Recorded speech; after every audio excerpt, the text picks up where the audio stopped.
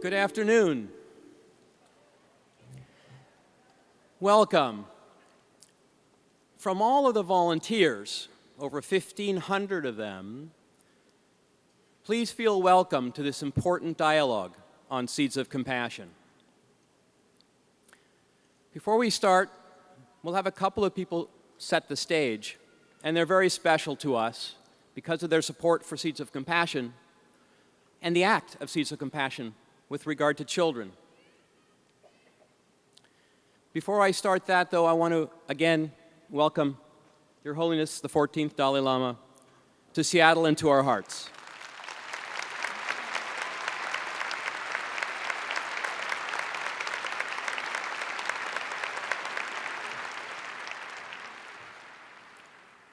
We had a wonderful panel this morning, great conversation, and a great deal of idea on how to improve what we do in our own lives and with the children around us. Two of our speakers coming up now to briefly introduce the program are people who really care and have for a long time. One partner is the Casey Family Programs, who show compassion every day in their diligent focus and work on underprivileged and vulnerable kids, foster children of our country. As well, we have the day's sponsor today, who has helped us in so many ways, the Tolaris Institute, and their founders, Bruce and Jolene McCaw.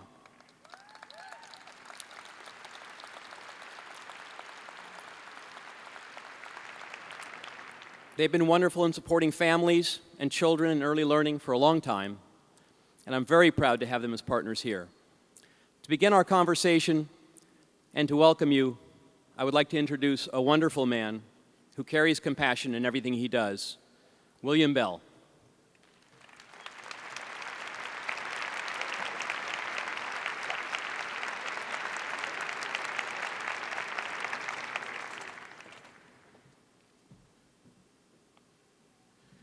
Good afternoon, and welcome to this afternoon's dialogue on what we know from science and the challenges that young children face, and particularly the first 5 years of their lives.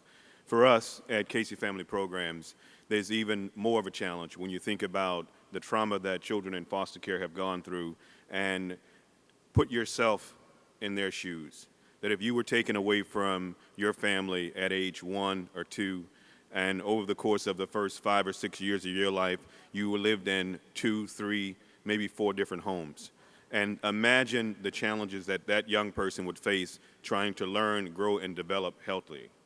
At Casey Family Programs, we absolutely believe that what we need on this issue is leadership, commitment, and greater compassion. And so we're thrilled to be a sponsor and a supporter of this conversation around compassion with His Holiness the Dalai Lama and with all of you. Because ultimately the challenge is not so much what happens in these next 5 days, but what happens in your heart, what happens in your mind, what happens in your giving on day 6, 7, 8, and beyond. And so I greet you and I welcome you here for this dialogue, but I also challenge you to begin to think now, how will this world be different because of you? And as we move forward, it is a great pleasure for me to introduce to you Terry Mearsman, someone who has faced that challenge of making the world different because he exists. When you look at Terry's life, you get a great sense of his priorities and his passions. It's clear that what drives him is a concern for children and the healthy emotional and growth of all children across the world. For the past 5 years, Terry has led Tolaris Institute as vice chair.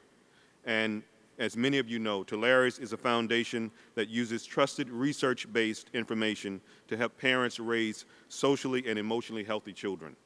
Over the years, Terry has helped several startup foundations enhance their focus on children's education and development. He helped establish the Bill and Melinda Gates Foundation, where he developed an initiative for international disaster relief and developed programs for fragile families in the Northwest. He started and served as Executive Vice President of the Virginia G. Piper Charitable Trust in Arizona, which is a regional foundation dedicated to children, health, the elderly, and the arts.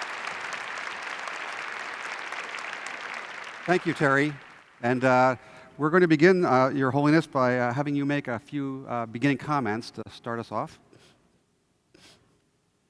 No. Hold on. Either place is okay. Here's fine. Okay.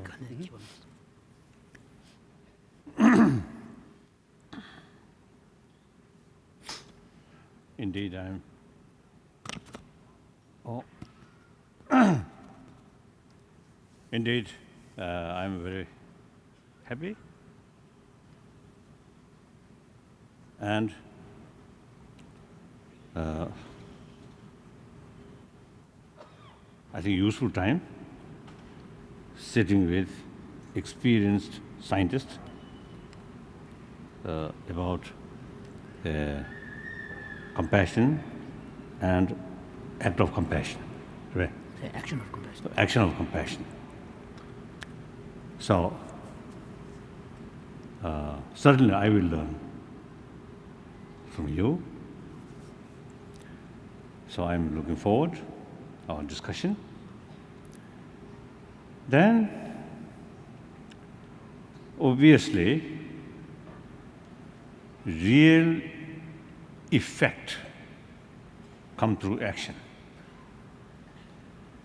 Just a compassionate mental state is the motivation, not the real sort of factor to effect or to change. So, compassion, motivation level, State of mind. No? state of mind, then the very purpose of that emotion or that mind must bring some benefit.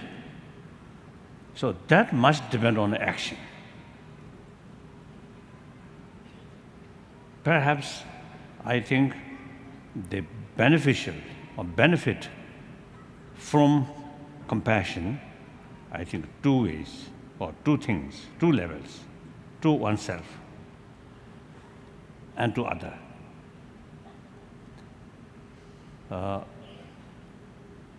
So the first benefit from the practice of compassion to oneself, then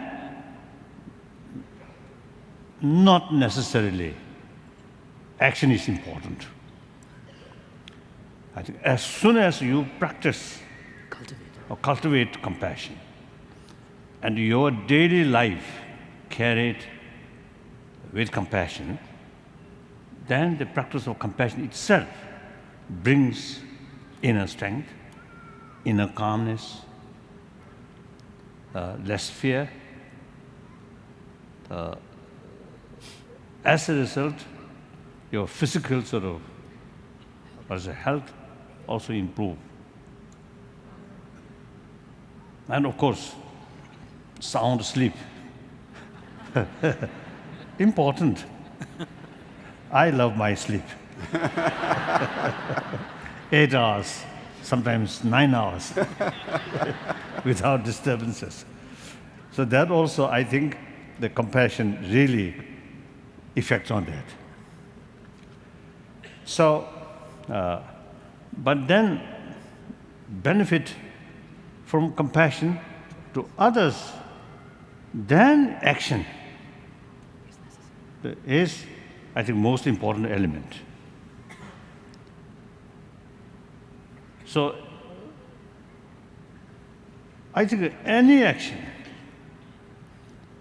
teaching religion or education, medical works, and social work, even, I think, economy, or theoretically speaking, even warfare. Every human action, if you carry it with compassion, then, of course, like other activities like serving or these things, of course, direct sort of benefit. And even warfare out of compassion, destruction much less.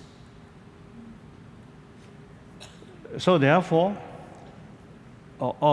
preaching out of compassion, then religion truly become religion. Teaching religion out of negative emotion, religion also sometimes become dirty religion, like politics. Politics itself, I don't think something dirty. But because it's the individual who carry politics, sometimes the mental state not very good. So the politics also become dirty politics.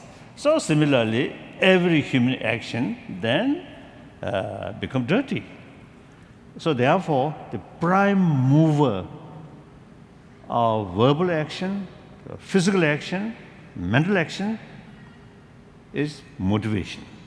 So motivation level, the compassion. So the real effect on other is the action. So action is very, very important. So I think in essence, usually I share with people that this is mainly from the Buddhist sort of teaching. If you can help others, serve others, do it. It is act of compassion. Then second level, if you cannot serve or help directly or cannot help, and at least restrain harming other. That also act of compassion. So, that's all.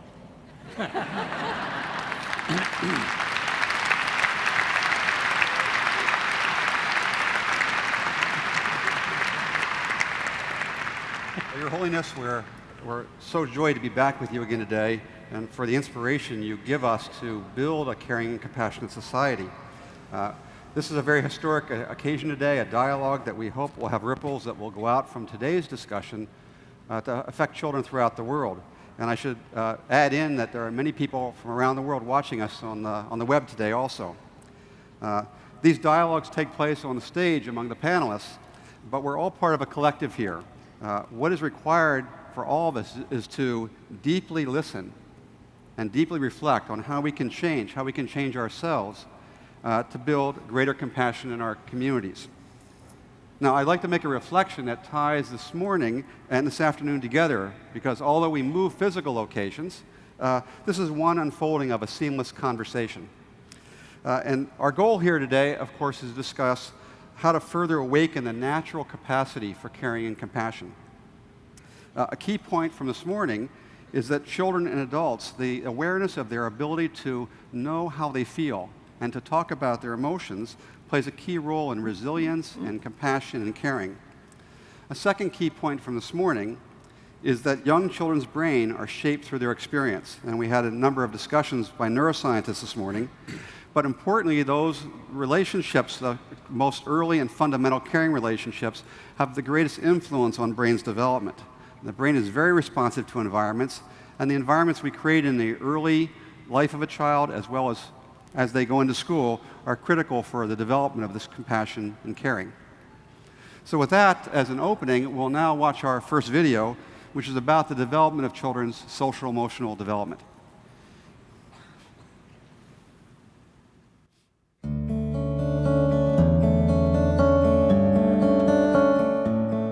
I'm certainly honored to be included. I'm Barry Brazelton from Children's Hospital in Boston. You know, when I first started my work way back in the 50s and 60s, we didn't think babies could even see or hear. Now we know they're competent, they're full of feeling, And if we look at their nonverbal behavior, they're telling us exactly what they need. A parent who is responsive to that will get a baby that looks back at them like that. And as they get alert, and the parent gets alert, they smile and smile back and forth, begin to vocalize back and forth, and the baby begins to feel, I'm important. This adult is saying to me, I matter. Isn't that what we want for every child in the world? In our Touchpoints training model, we have found that if we can give people who come from the different disciplines that approach parents and back them up, teach them to be emotionally available to parents. This emotional availability gives parents a feeling that somebody cares about me. And because they care about me, I have the emotional availability to give my child what they need. And then we create kids who feel like, I matter. I'm going to make it in this world. 0 to 3 is a national nonprofit whose work focuses around supporting the health and development of infants and toddlers. And we do that in a variety of ways by supporting parents, professionals, the caregivers who work directly with young children, and policymakers to bring together information from research and practice and make sure that these adults have what they need as they're making decisions to support the health and well-being of very young children. We've certainly learned a lot over the last 10 to 15 years about the important role that relationships play in development. We are now faced with the challenge of making certain that doctors, pediatricians, home visitors, child care providers are actually taking that information and using it as they work directly with parents to support them in their relationships with their children, because ultimately it's emotional availability that we want to make certain parents understand as they are relating to their children that makes the difference in supporting their social emotional development. Research clearly documents that babies are born ready to learn and that they're active participants in their learning experiences. What's important is that adults learn to understand what they bring to that relationship. It's our job to learn how to communicate and support babies in their development, and to the extent that we understand and have insight about our own emotions and behaviors, we're then better equipped to respond to babies in ways that meet their needs. Bruce and Jolene McCaw founded Tolaris almost 10 years ago to develop information and knowledge about parenting. Tolaris has translated research and best practices into materials and tools for parents that are easily understood, culturally relevant, and accessible to all parents. This new information and the tools we provide help parents, caregivers, and educators learn what they can do in everyday life to improve the relationship between themselves and the children that they nurture. One of the things we've realized is that parents are very busy people. They're on the run, and what they need is something that they can use and absorb and understand and do something with in short periods of time. So we've come up with a kit which not only summarizes the key principles that we really believe every parent should know, but we've also given them easy tools, including a brochure, a booklet, a DVD, which has parents talking to parents, and a number of toys, from puppets to bath toys to a bib that says, "Talk to me," that help remind a parent to do these things day to day. Educare centers are dedicated to helping children and families grow up healthy, eager to learn, and ready for school. Educare centers work with parents and their children to develop their capacity to trust and build relationships with caring adults and their peers, and also help children learn to express and recognize their emotions, and finally to help children manage negative emotions in appropriate ways. When children enter our program, they participate in what we call continuity of care, which we think is our strongest strategy for building social and emotional competencies and for building relationships for learning for both parents and children. What that means for families is that when their child enters our center at birth, they have an opportunity to have a primary caregiver who holds that child in her mind's eye, develops a relationship with that parent and that child for 3 years. So parents experience the opportunity to have someone who is responsive and who delights and enjoys in that child. So if the parent observes loving, caring, responsive, trust, relationship building between her and the child, that serves to also model the kinds of things that need to happen within the parent-child relationship. I'm Graciela Italiano Thomas, and I'm the CEO of Thrive by 5, our exciting new public-private partnership in the state of Washington to champion early learning opportunities for every child. It is very important that programs that work to support families and children reflect those families and children. Every family, every parent brings to raising a child strengths, regardless of what their experience has been. We all want what is best for our children. It is also very important to remember that children have physical, cognitive, emotional, psychological, spiritual needs. And in order to thrive, all of those needs need to be attended to. That is why at Thrive we work with our communities to make sure that we learn together what is it that works for these families. And we are particularly excited about having educare centers in each of our communities that will become models of how these coordinated services are delivered. Hi, I'm Joan Duffel. I'm Executive Director of Committee for Children. We're a nonprofit organization located right here in Seattle. We've been working in the field of social and emotional learning for over 30 years. The teaching of social and emotional skills to kids and their learning how to become better people, kinder people, caring people, that is as essential to the future of our world as their learning of math, science, literacy. Social and emotional illiteracy is perhaps the greatest threat to the future of our world. It's imperative that we teach children social and emotional skills and places high importance on that learning as in teaching academics to children. The kind of world we want our children to build is a peaceful, compassionate, empathic world. This is more critical to our future than ever if we want our children to raise their children in an environment where everyone can live in peace. I'm William Bell, President and CEO of Casey Family Programs here in Seattle. The mission of Casey Family Programs is to provide, improve, and ultimately prevent the need for foster care. Emotional stress and trauma can have serious impacts on early brain development and can result in patterns of behavior that are very challenging to remove or to mitigate later in life.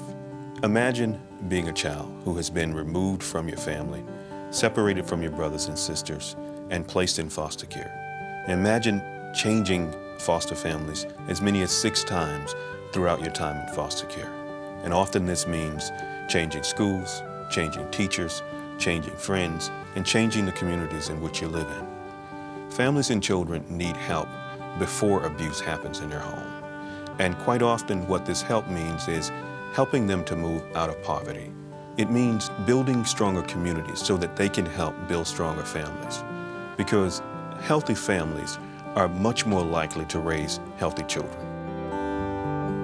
Seeds of Compassion will help us lift up the needs and amplify the needs of vulnerable children and their families in America. It will help us to surround them with other caring adults who are willing to intervene in their lives, intervene in a way that helps those families become stronger. And it will also help those families to raise children who are strong enough to be creatively engaged in the evolution of our world towards a place where kindness and compassion are what we expect from everyone in everyday life.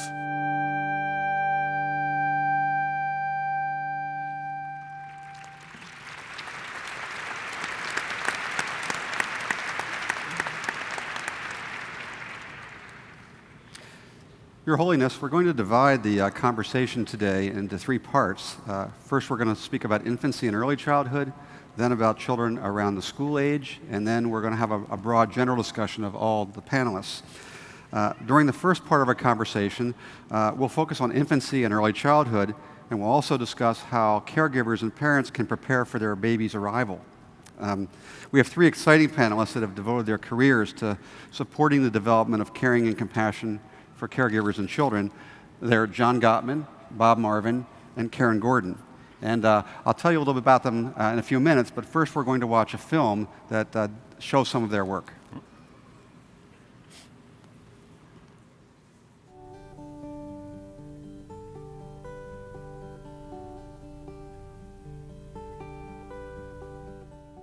You can teach couples how to deal with the arrival of a baby and how to buffer their relationship so that they stay intimate and close, they deal with conflict effectively, they keep fathers involved with the baby, and they learn the language of how babies communicate, the emotional language that creates that dialogue of love. One of the most powerful things that I experienced in my research was seeing that in the first 3 years of the baby's life, that 67% of couples experienced a very big drop in marital happiness. What amazed me was that the majority of American families, when a baby arrives, are experiencing an increase in hostility, in anger, in depression, in unhappiness with one another, and they're taking that out on the baby. That conflict really hurts the infant. And amazingly enough, in the research that we were able to do, we were able to reverse that entire trend with 2 days of the parent's life. All relationships have problems. All relationships have conflict.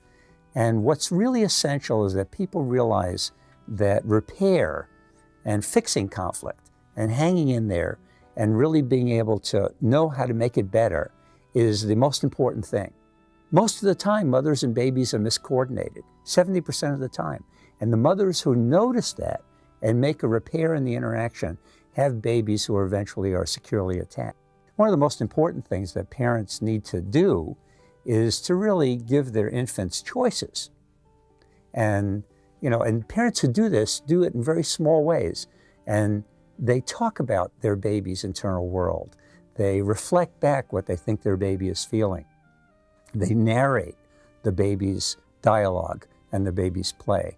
They use language in a way that explains themselves. And very young infants can understand this language. And that connection really builds the ability of the baby to self-soothe. It changes the neurological development of the infant and affects cognitive and language development as well as emotional development. We've developed a program for helping couples to go through this transition to parenthood. And we have now trained close to 500 workshop leaders in 24 countries. And we're trying to really change the way every hospital in the world helps couples deal with the arrival of their baby.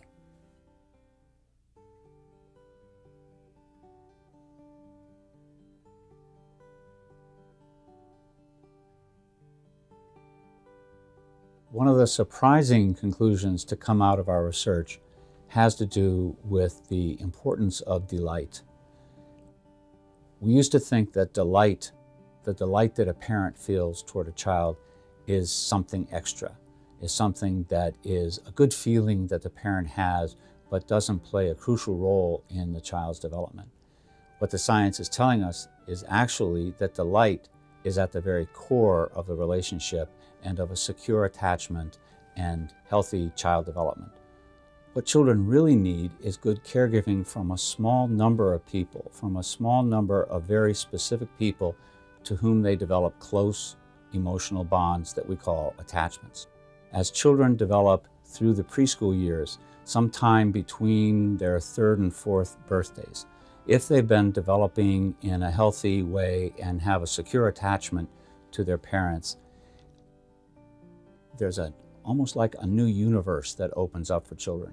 And that is that they become able, because of some cognitive changes that take place, they become able to think about other people's points of view. They become able to think about what other people are feeling and thinking and other people's intentions, and actually be able to think about them, to think about their own feelings and intentions at the same time. Life is becoming so complex. And there's an understandable tendency for parents to think that somehow my parenting has to be complex, has to become increasingly complex in order to be able to handle all this increasing complexity all around us. The core things that we need to remember as parents are these very, very simple things of having a child who will come to me when he's upset, that I can read his signals, that I get great delight in how I parent him, that I get great delight in him no matter how he's feeling.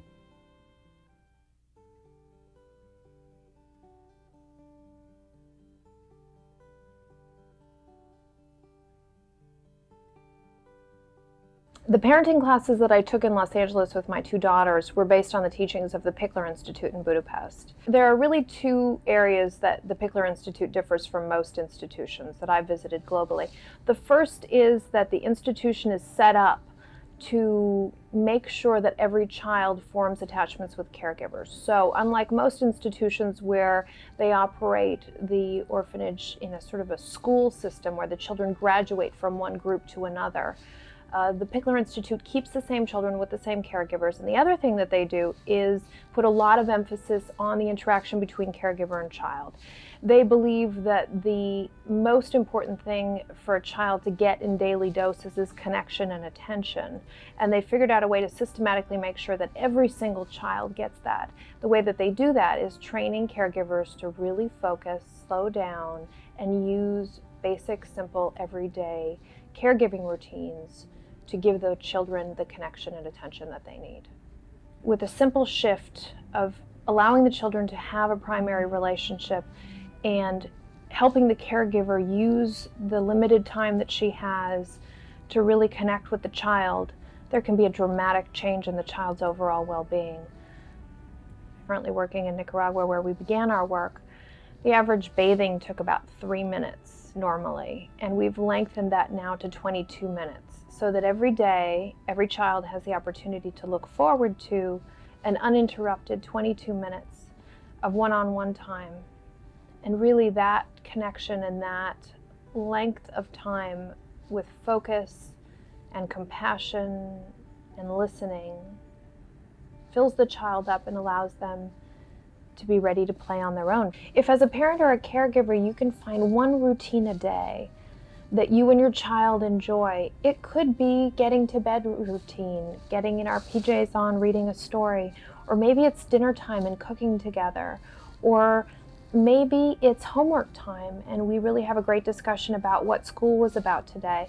Find one routine that you both look forward to and that your child can know that they are going to have your undivided attention for that one time during each day.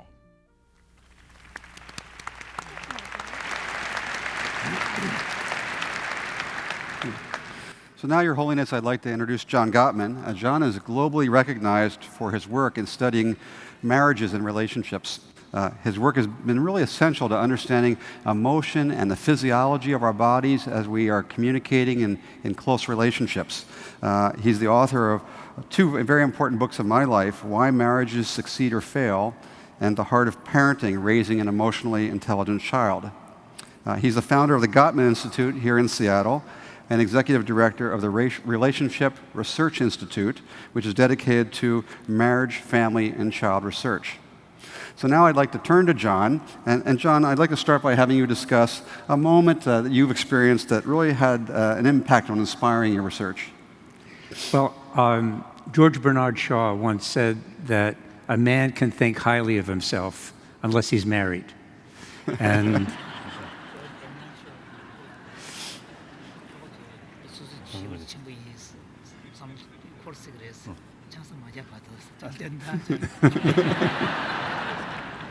and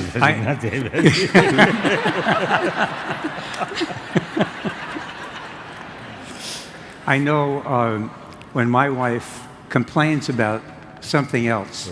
I can be very compassionate and understanding. But when she complains about me, I think she is completely unreasonable.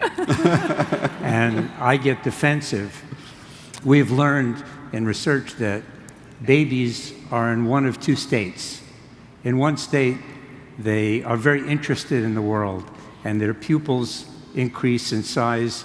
They stop moving, they stop sucking, their heart rate goes down, and they are completely open to stimulation. And I call this, what's this? And the other state babies are in,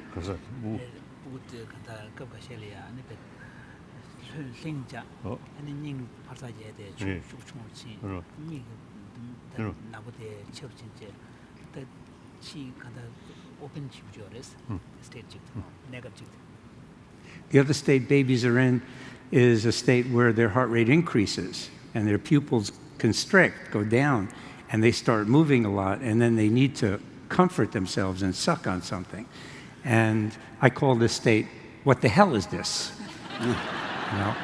And when my wife complains about me, I'm in the what the hell is this state.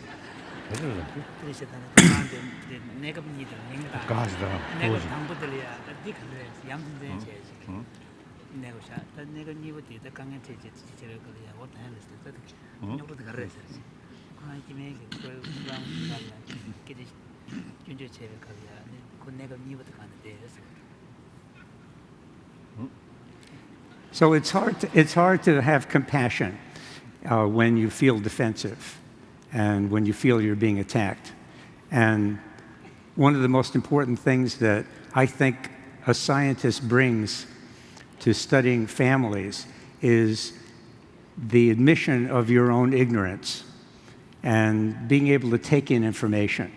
And I want to tell you a story about something that happened with my daughter when she was 4 years old. And this was Friday evening, and Friday evening, observant Jews around the world celebrate the arrival of the Sabbath, and we eat a special bread called the challah, and we say a blessing over the bread, and we thank our partners for a relationship and for them being wonderful people. And my daughter was playing with that bread before we had said the blessing. And I warned her not to play with the bread. And I was getting angry with her. And then I finally said to her, young lady, you're in trouble. And she started to cry. I threatened her with a timeout, which is a punishment that her school used, putting them in isolation by themselves. And when she started to cry, I said, well, maybe we should go over to the couch and sit down. And I held her and comforted her. And I asked her, maybe, are you hungry? Do you want me to make you a piece of toast with butter? And she said, that would be nice. So I made her some toast and butter. And then we went back to the table. And she said to me, well, Daddy, I hope you've learned something from this. And I said, what might that be? And she said, you know, you don't say time out to a big girl. You talk it over and you solve the problem. And I thanked her very much for the lesson.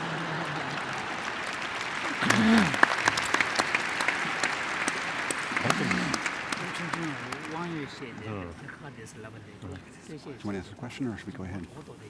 Let's go ahead. Okay, good. Great. So, Your Holiness, I'd now like to introduce Bob Marvin. Bob Marvin is one of the pioneers in the study of what we call attachment relationships, the close nature of the parent-child relationship. And Bob Marvin is my mentor, and he's the reason I am a psychologist today. His work is focused on families with those experiencing divorce, those experiencing all kinds of disruptions, including foster care, children that have been maltreated and abused, and that have experienced a history of trauma. Together with 3 colleagues here in Washington State, he created the Circle of Security Intervention, an intervention that helps the mother and the baby work together. It's now used in locations around the world. And he's currently a research professor at the University of Virginia, and he directs a very special clinic called the Mary Ainsworth Child Parent Attachment Clinic in Charlottesville, Virginia. So if we can turn to Bob now. Bob, maybe you could share something that's been inspiring in your own work. Yes. Your Holiness, I'd like to have the opportunity to tell you a story about an experience that I had a few years ago that, to me, really sort of captures the essence of why I've always done the work I do and the essence of this intervention that Mark referred to as the circle of security. And the experience I had was I went into a store. This is a store that sells toys for children. And I walked down the aisle of the store, and I saw this mother and her little child. He looked like he was maybe 2 or 2.5 years old, and he was crying. And he was whining. He was saying, "But I want that toy, I want it." And the mom said, "No, you can't have it." He says, "But I want it," and started to cry harder. And his mother said, "If you don't stop crying, I'm going to punish you. Now stop it." And in looking at the mother's face, I could see that she was at best frustrated and at worst pretty angry. And that she was kind of taking it personally. I walked on away from them, and a couple of aisles over, not surprisingly, because this is, after all, a store where they sell toys for little kids, there was another mother and little child. And this child was also fussing, wanting a toy. "But Mommy, I want it." And the mother said, "Well, you can't have it." And he said, "But I want it," and started to cry harder. She said, "I'm sorry, you can't have it." And this little boy looked like he was about to throw a temper tantrum, just really get disorganized and throw himself backwards and scream. And this mom did something quite different. She got down on one knee and faced him right looking right at him, so that they were looking right at each other. And she said in a very compassionate tone, "I know it's hard, honey." And she smiled at him in a way that looked like real delight. She smiled at him, and then she reached out and pulled him in and started to hug him and try to soothe him. And she did that for maybe 10 or 15 seconds. And he did calm. And she picked him up and she walked down the aisle. And he was looking over her shoulder with kind of a sad expression at that toy that he couldn't have. And then they went around the aisle and he put his head down on her shoulder. Well, what this really means for me and for this work that we're doing with the Circle of Security is that neither one of these children, being so little, had an effective plan or strategy for dealing with their own very strong feelings of disappointment. And that's really uncomfortable for that little child. The thing that was so important about what this second mom did was that she really took charge. She made a very kind inference about why he was upset.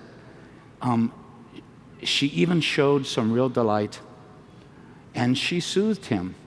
And I think this little boy, with a lot more experiences like that, let me say it this way, if we could help more parents and kids have that kind of experience as opposed to the first one, I think we will go a long way toward bringing a lot of children onto a compassionate pathway.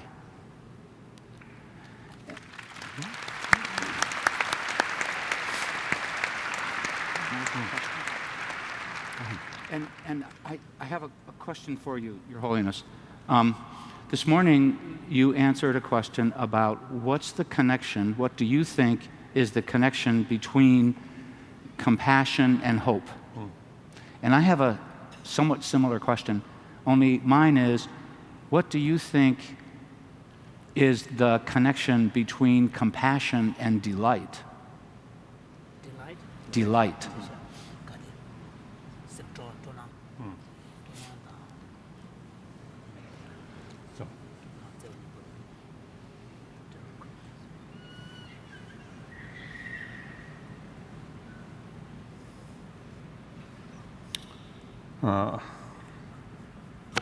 Delight.